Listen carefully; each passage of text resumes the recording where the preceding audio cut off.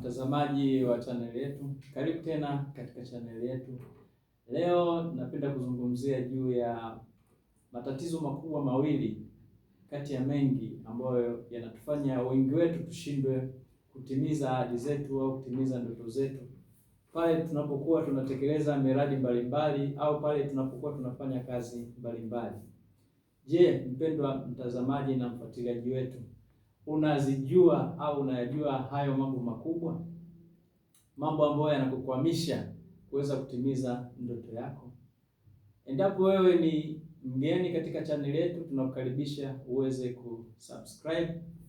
Lakini ukiwa wewe ni mtu ambaye unafuatilia kila siku, basi tunakukaribisha ili uweze kushare na wengine kusudi tuweze kujifunza pamoja. Mpendwa mfuatiliaji wa channel yetu, mambo hayo ni haya. Kuna ile hali ya kusema kwamba I cannot do it au I cannot afford it. Siwezi kufanya, siwezi kuafford. Siwezi kufanya au kuafford ni adui mkubwa sana wa maendeleo.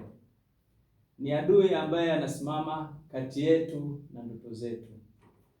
Unaonaje leo kama tukibadilisha mtizamo kusema kwamba I cannot do it kwenda kwenye mtizamo ambapo wa kusema kwamba how can I do it? I cannot afford it. How can I afford it? Siwezi kufanya, nawezaje kufanya? Mpendwa mtazamaji, nawezaje kufanya ni mtizamo mzuri ambao unaweza kusababisha au kutuwezesha sisi kuweza kutimiza ndoto zetu. Unapokuja na lile swali la kusema nawezaje kufanya, maana yake inakupa nafasi au fursa za kukaa chini na kuweza kutafakari mikakati mbalimbali. Nini kinahitajika ili niweze kufanya? Elimu gani ninahitaji ili niweze kufanya? Mambo gani ninahitaji ili niweze kufanya?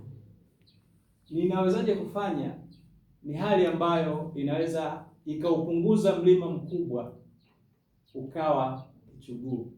Ni hali ambayo inaweza ikafanya ndoto yako ambayo ni kubwa sana ikawa ni kitu kidogo ambacho unaweza kutimiza, ukizingatia kwamba unaweza kuweka mikakati, mbinu na kujifunza mambo mbalimbali na hatimaye unajikuta umefanikiwa. Kwa hiyo ndugu mtazamaji, ndugu mfuatiliaji, tuondoke katika mtizamo wa kusema kwamba I cannot do it, siwezi kufanya. Twende katika mtizamo wa kusema kwamba nitafanyaje, nitawezaje. Natumaini umejifunza. Karibu tuendelee kutembea pamoja. Endapo wewe ni mgeni, basi nakuomba uweze kusubscribe ili uweze kujifunza mambo mengi ambayo tutakuwa tunaendelea kuyatoa. Na endapo wewe ni mfuatiliaji wa kila siku, basi nakukaribisha uweze kushare na watu wengine.